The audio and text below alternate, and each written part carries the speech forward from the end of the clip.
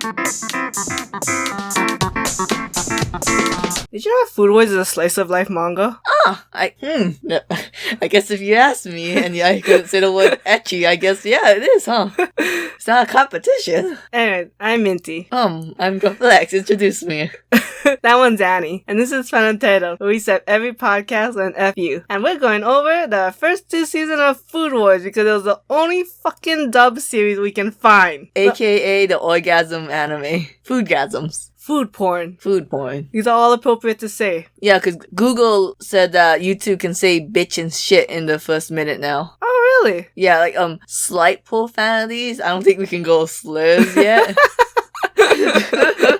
That's the destination. Anyways, if you don't know what Food Wars is, besides being the foodgasmic food porn series, you know, I was writing up the summary, and I'm like, it's kind of a crazy thing, right? Because basically, the main character is Soma Yukihira, and he is like just out of middle school, and he's like, fuck high school, I'm gonna go work in my family restaurant and be super, like, the best, right? And his dad was like, well, fuck that. Kicks him out of the house, closes down the shop, and says, you're gonna join Toski Culinary Academy, the best culinary school in all of the world. They take in like 1,000 students, but only 1% of them will graduate. You better be that 1%, otherwise you are never working here ever again. Can I say one thing real fast? So I took an anime class. Not my crowning achievement, but it happened. Someone did a PowerPoint over Food Wars, and they said the plot of the summary was about this young chef who goes and challenges like people all over the world with their cuisines, and then he teaches them why their cuisine is wrong and why his is superior. And it is mind-blowing how much this person did not get the assignment. Maybe they would just talk about the last arc. Oh. It's closer, it's not, like, you know, it's not correct. I don't think he's going over and colonizing several different cuisines of his own. No, but he's like, don't be mean. No more meat cooking. You be nice to the chicken. Kiss the chicken. Well, here's the one thing I couldn't stand about the premise of Food Wars. You take in 1,000 students, and there's like process, right? You gotta pass a test. And then you only let one of them pass. So it's like less than 10 of them will pass. Or at the most 10. Why even let the 1,000 come in? Wait. I gotta count my 10 favorite characters to see, you know, if that's less than 10. Okay, we're good. Also, it's the grandpa of aka the principal said it. He lets everyone else in so that way the 10 can step on them to go higher. I mean, that doesn't make any sense because it's not like the 10 of them are like fighting the 1,000 characters and kicking them out. Like, that'd be another thing. Oh, could you imagine if that's what Food Wars was about? That would be amazing. To be fair, Contraire. What are you playing that devil's advocate? I'm just saying. What is this, your favorite series of all time? It is my daddy's favorite anime, okay? You will not disrespect my daddy's taste. There is a scene where someone takes on so many Food Wars with lesser bitches. That has nothing to do with the plot and has nothing to do with Let's get into it. It helps him grow like a flower or a boner. Let's go through this real quick because I'm very pissed off with Annie.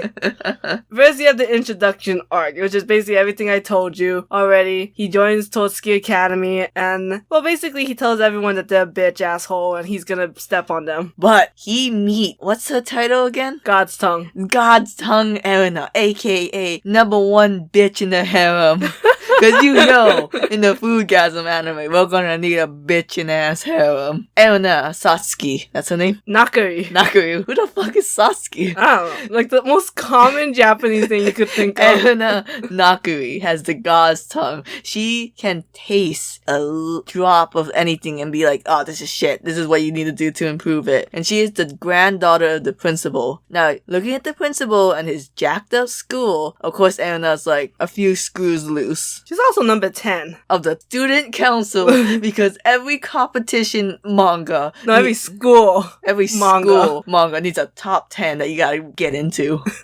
Oh my god. You know, I'm watching Tokyo Revengers. There's a top 10. There's always Kill la Kill. Well, I can't think of any more at the top of my head, but I know there's a billion. If only we watched more daily slice of life animes. Who would have known that food was on that list though? I do like the idea of God's Tongue because it's about that exactness of what someone's cooking could do to be better. But I'm also like, if you made a cooking anime and you had to make an OP character, what else would you do? Yeah. Oh yeah, we should have said spoilers. Spoilers for the first 2 seasons. And a little spoilers right now. Erena's pants are whack. Do you like Soma and Erina as a couple? Oh, honey. Okay, so when I was in the fairy tale fandom the height of the day, in the tag, I would always see Erina and Soma because a lot of people compare... Oh, pink and blonde. Oh, yeah, I guess. I mean, I guess. Well, yeah. Pink and blonde. No, everyone compared that couple to Groovia. Oh. And I'm just... That's why I'm like, I guess. That's because that wasn't the point of the story. So...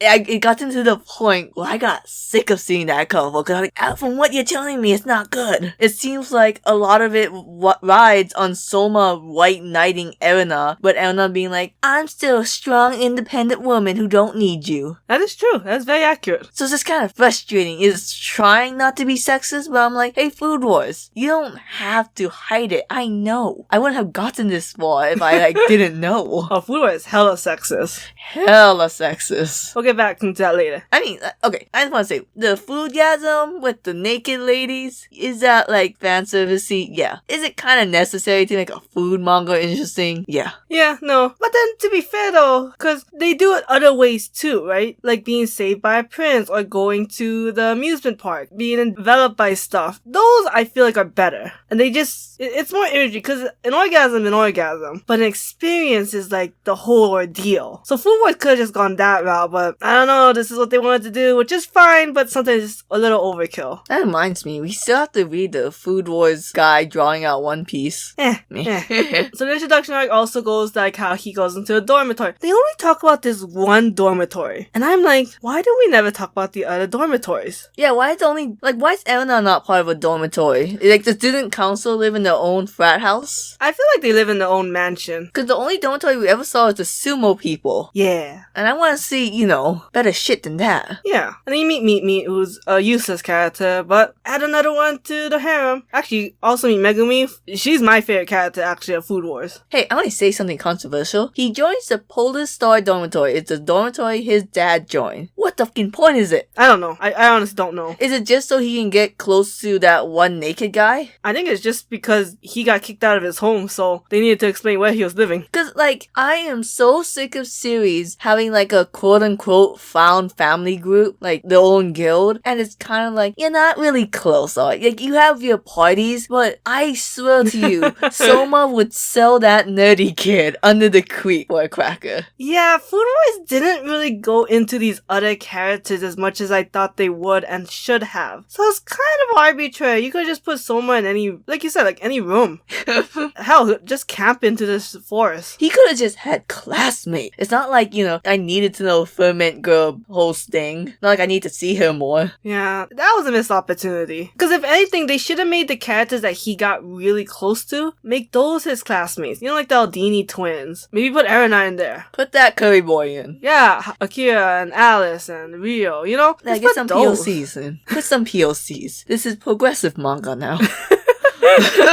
Get that one token kid in. So they go to classes, yada yada yada. They have a lot of foodgasms. Megumi is the, I want to say, secondary protagonist. In a sense. Well, her whole thing is that, I don't cook the way I used to cook in the country, so I'm failing. But Soma taught me to be myself, and now I'm gonna cook fresh vegetables. I think she's cute. Yeah, she's cute. Anyways, then they go into this training camp arc, which I'm kind of okay, this is cool and all. And it's I guess these events are kind of what helps to weed out these losers. But I kind of wish it was just the regular gruesome of the classes. The classes seem like it's just easy street, and then you just have these stupid lame events. And it's what is the point of the event? They're not learning anything from the events. Because it was specialized classes where you have to pick the best vegetables, prepare dinner really fast, and then make breakfast. And I'm just not seeing what was the point of this. I mean, it was cool. Because every single shonen series need a grueling training arc, and you need to meet a fancy Frenchman. Yeah, but what did someone learn?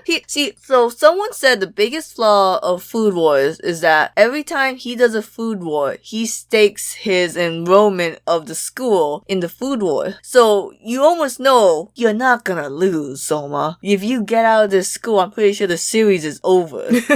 So every match is kind of just, how does Soma win? There's only one time Soma really lost. Yeah, and there was no stakes in that one. But it was bullshit, and I will talk about it later. So training camp was okay. The best part of that one was probably the breakfast one. The series is actually very well written because when you get down to it, they do talk about more than just food. Like how like the breakfast one was about like people don't want to wait in line. People want something light. People don't want something crazy, you know? So I thought the breakfast challenge was very good. Then they go like a little, I don't know what it was, like their version of spring break, you know? Or fall break, I guess. Just a week just to chill out. And he goes back home because, I mean, his dad kicked him out, but I guess he can still go back.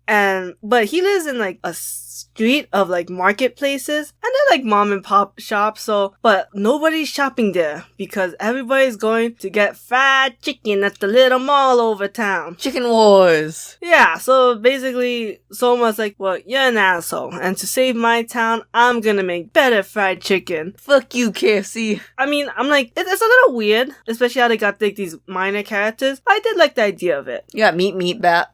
She's useless. She's tan. She's the most useless character of all the food. How dare you say that when the girl whose only gimmick is that she raises animals just to kill them is standing right there. Yeah, but like the ratio of how much you see them and their usefulness, like Meat is just like off the chart, not even like justifiable. Alright, fair enough. Why I gotta see her this much. So that was cute, right? Because his solution was to make it on the go and then like, you know, people like rice, so he replaced the starch with like the wrapping. Oh, no, he does lettuce wraps, right? Something, I forget. Shoot, it might be both the lettuce and the, like a rice tortilla. I just know that, it was, that dish, I believe, was the number one dish in the popularity poll. Which, you know, makes sense. I think it's very relatable. I thought it was so funny how they did a top 10 character and then they're eating the top 10 food and then the Indian boy got stuck with the peanut butter squid.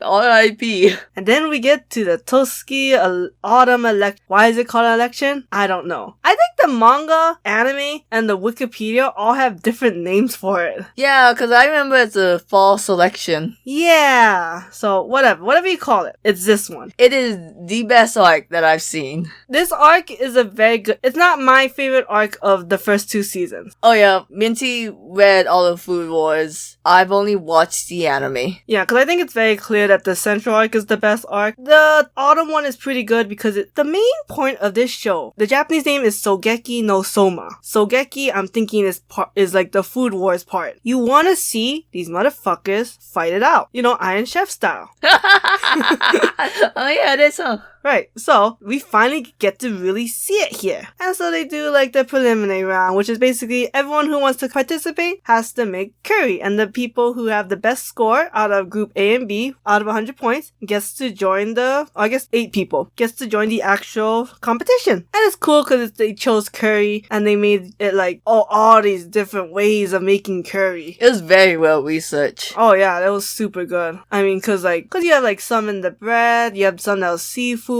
the black curry, the healing Chinese one. What the hell does Soma make? We'll never know. I remember a lot of the other ones, but I don't remember his. And I just love that this is actually the very first time you get to see different technique. Because mostly we just see Soma's technique. It took too long to get here though. Yeah. Because, I mean, I get like season 1 was like introductory, get to know the characters, rivals, love interest, blah blah blah. But I'm like, can we get to the action just a little faster? Because even like the Aldini twins, you don't really get to see much of the Italian cooking. I think the most you saw was that they made duck or rabbit.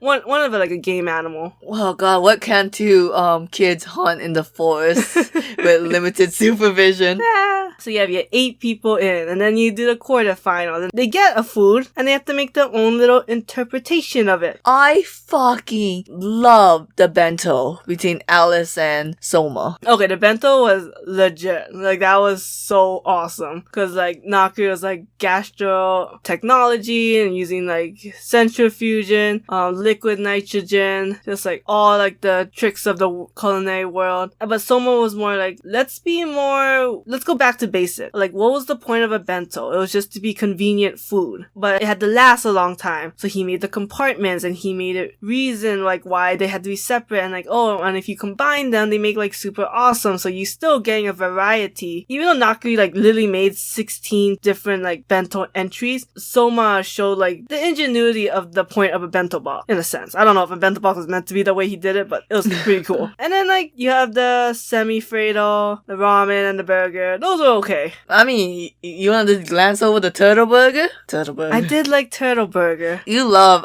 Alice's bitch girl. Hisako. Hisako. She's so cute. Well, she specifically studied Chinese medicine to help with Erina's tummy. Yeah, because I think anyone with God's tongue is gonna grow up fucked up. I thought because she had to eat a lot, so like her tummy got upset a lot. I don't know if that was it. I think part of it is because she's so picky that if she eats a lot of crappy food, it makes her sick. But crappy food, you know, not necessarily crappy food. Yeah. Just to her standard, which would be most foods. That's why the mom got fucked up. That's why the mom got fucked up. Damn you, mom. What's semi-Fredo? I want to ask that. It's like the pasta. Who did that round? Because, Because who did the desserts with the, Italian boy and the copycat dude? I guess that has to be that. I don't know. Let's look at the Wikipedia. Alright. Yeah, that doesn't make sense now that you've mentioned it. Sorry. Anyway, you get to the semifinals. Semifinals. Not that interesting. It was beef stew and seafood. Well, I'm gonna fucking say this. Mother effing OP Indian boy beating my versus, what's his name, Ryu? Ryu. When Ryu, his whole specialty... Okay, technically they tied in the semifinals. He beat him in the finals with fish butt. So I'm just saying, I wish the creator, the writer, someone God in heaven didn't give my fish boy, my seafood extraordinaire, grows up to be a marine biologist butler. I wish he didn't lose twice in the seafood category. Like, you could have done any category except seafood, and I would have accepted this. Okay, but the writer picked a food that is in the wheelhouse of all three characters. And if Ryu's only specialty is seafood, what were they supposed to do? I didn't know it overlapped with... How did it overlap with Indian boy? Because Indian boy Akira, he has the most basic Japanese ass name.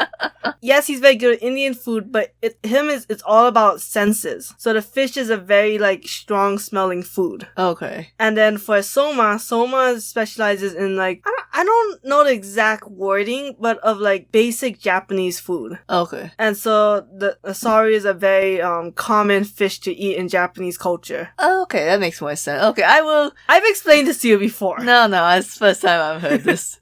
I also want to point out, Takumi gets done dirty so often. Like, they say, like, oh, he's, like, on par with Soma. They do so many food wars and it's tied, or, like, you know, they have the same winning amount. And yet, every time I see Takumi, he's, like, losing all the time. Fuck Takumi. My girl Megumi gets the short end of every stick. And then Akira, he gets so hyped up. And I hate his relationship with the lowly teacher. You don't want to ship them? Fuck off. They have like the same age difference as like Soma and his dad. So it's like, you can't ship them, but they made her lowly. So I'm not saying I do, because I actually kind of ship him and Hisako. But it is what it is. The series knows what it's doing. Okay, we don't watch Food Wars for morality. Or shipping. Oh. There's not many good ships. I mean, okay, the only ship I have is Alice and Ryu. Yay or nay? No, yeah, that's a cute one. Alright. It's also kind of weird though. Alright, Minty. We're gonna draw the line in the sand. What's better? Megumi and Soma or Erina and Soma? Megumi. Oh, okay. Like, far and beyond. Damn. Like, Erina can suck it. No! I do like the Erina Megumi ship though, but I don't like the Erina Soma ship. Do you like Erina and Chinese cuisine girl? Hisako. I do kind of like that one too, yeah. Man, her name sounds like Hisoka.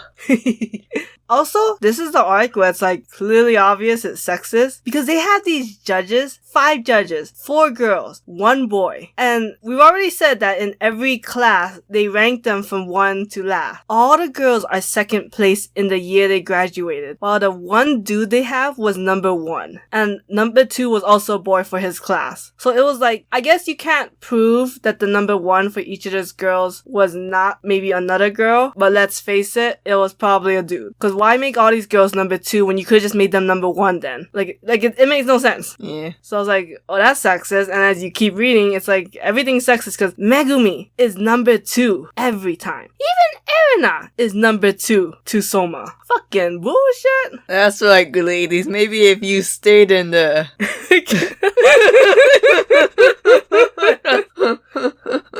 Get out of the kitchen. It's a man's world. Oh no, that's progressive, or not?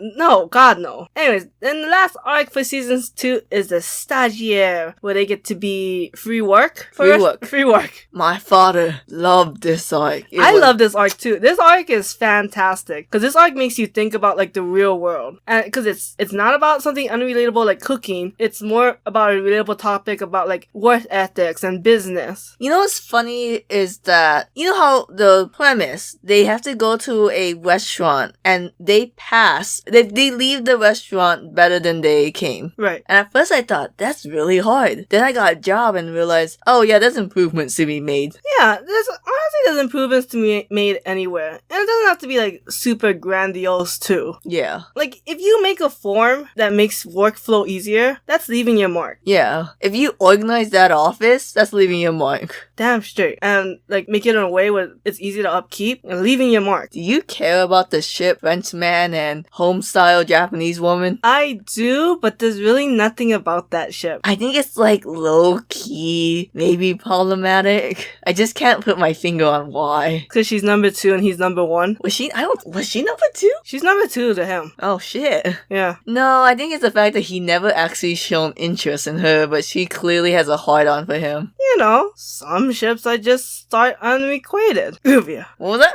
What? Huh? What, bitch? I think the microphone sometimes gets a little weird. I hope to God the microphone didn't catch that because you said it so low. Wait, what was your favorite moment of Food Wars with first and second plate? Oh, my favorite part of Food Wars first and second plate is Megumi making the monkfish curry. Oh yeah. When she brings out the monkfish and like totally breaks it down. Because everyone knows her as the fuck up of the group. And she's like finally showing like uniqueness, style, something that's just hers. And she like gets, she passes to be into semifinals or quarterfinals. So that's my favorite moment. Because again, Soma's just too OP. So everything just seems like it's par for the core. My favorite moment, I don't know why, it's not a great moment, it's just a turning point for me, is when Soma was fighting Meat and like he was emphasizing like, oh, Meat like was great, but she only focused on the meat when it was a rice bowl dish. I made it that the whole dish was delicious and like the rice like you couldn't stop eating. It was like a turning point for me and clicked in my mind of like, oh, Food Wars is actually really smart. Like if you look past all the boobs and stuff, there's actually things you could learn from Food Wars. Yeah, if you guys don't know, Food Wars, the artist and author are not the same person. And as we've said before, a series that does that are usually very well written because the author can just work on the writing. So it's a very well written series because it kind of does like what the My Academia does with like, yeah, the character has that thing, but like we're relating it to like the world or like outside of just the culinary field. Like I said, the last arc talks about business and work ethic. So it's a really well written series and it's a shame that it's only really known for its boobs. Yeah. Because other than that, I guess my favorite moment is just like in the curry arc, you're just seeing all the different, like we just zoom by all the dishes. Yeah, that's cute. Yeah, it's cool. I like to learn about cooking. I watched the Food Network until I got bored. Anyways, that's it for Food Wars Plate 1 and 2. Hopefully, third plate will eventually get out of High Dive's clutches, or we'll get High Dive. I don't know. Oh, here's the shitty thing about the Food Wars streaming if you want to do it legally.